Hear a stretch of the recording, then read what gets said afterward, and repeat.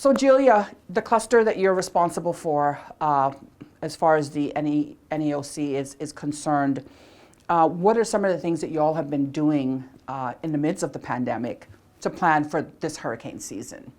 Well, of course, infrastructure is our cluster, and we provide some of the most essential services that are required for us to just live here in the Cayman Islands.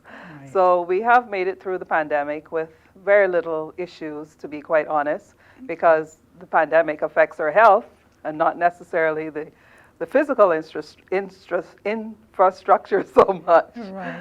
But we have been preparing for the hurricane season. We've had our first meeting, which was done in May.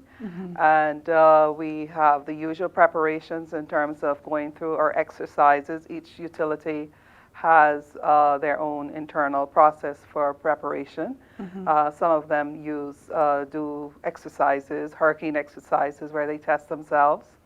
That has gone on. And of course, we do our preparation in terms of ensuring that we have sufficient supplies of consumables on island.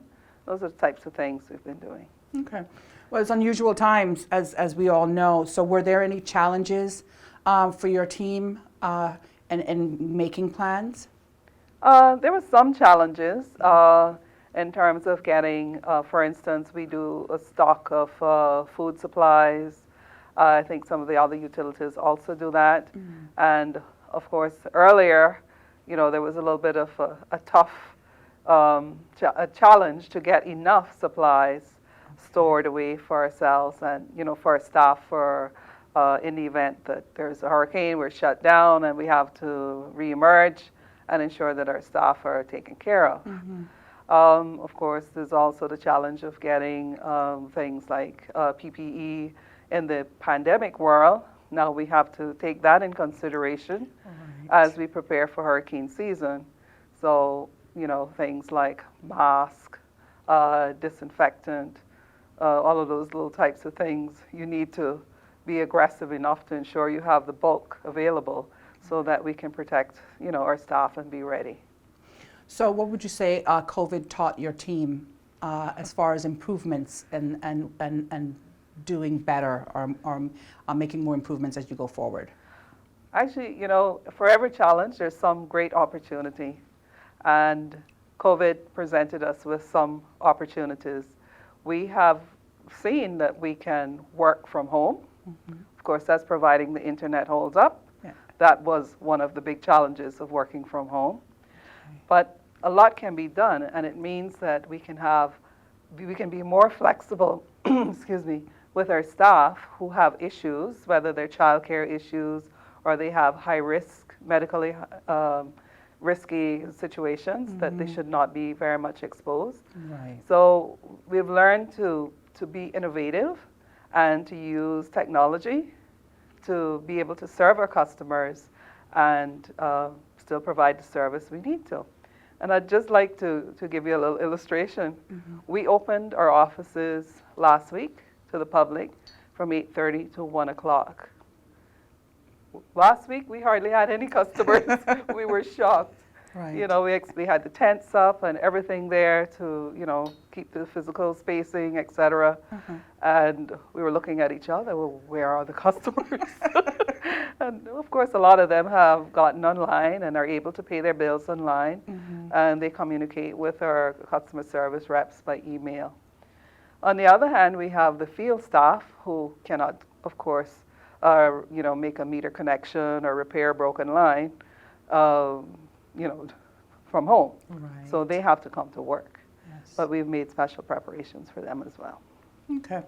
So we're in the midst of the hurricane season. It started. We're almost 3 weeks in. What would you say to people, to residents, about this, what's predicted as going to be a little bit more than normal hurricane season and how they should prepare and why it's important to be prepared?